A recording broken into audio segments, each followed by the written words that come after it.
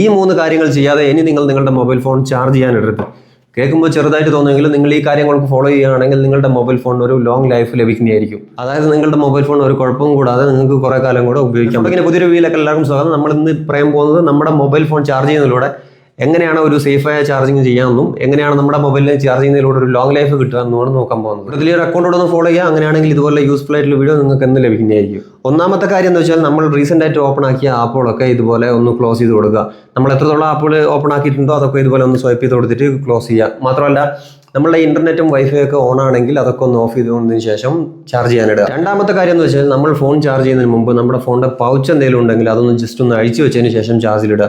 നമ്മൾ ഈ phone charge ചെയ്യുന്ന സമയത്ത് നമ്മുടെ ഫോൺ ചെറുതായ രീതിയിൽ ചൂടാവുന്നതായിരിക്കും.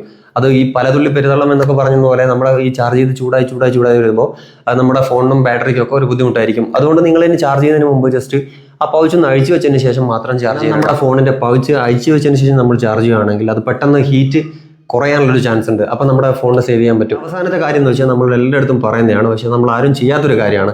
അതായത് നമ്മുടെ മൊബൈൽ ഫോൺ ചാർജിലിട്ടുകൊണ്ട് ഗെയിം കളിക്കാതിരിക്കുക, അല്ലെങ്കിൽ കോൾ ചെയ്യാതിരിക്കുക, അല്ലെങ്കിൽ എന്തെങ്കിലും ചെയ്തുകൊണ്ടിരിക്കുക. ഈ കാര്യങ്ങളെല്ലാം ഒഴിവാക്കുകയാണെങ്കിലും നമ്മുടെ ഫോണിന് ബാറ്ററി സേവ് ചെയ്യുന്നതായിരിക്കും. ഇതൊന്നും ഒരു കുഴപ്പമില്ലെങ്കിലും ഇത് പതുക്കെ നിങ്ങളുടെ ഫോണിന് ഈ കാര്യങ്ങൾ നശിപ്പിക്കുന്നതായിരിക്കും. അപ്പോൾ ഫോണില്ലാതെ പറ്റില്ല എന്ന് പറയുന്നത് നിങ്ങളെ എല്ലാ കൂട്ടുകാർക്കും ഫാമിലി മെമ്പേഴ്സിനും എല്ലാവർക്കും വേണ്ടി ഇതൊന്ന് ഷെയർ ചെയ്ത് കൊടുക്കുക.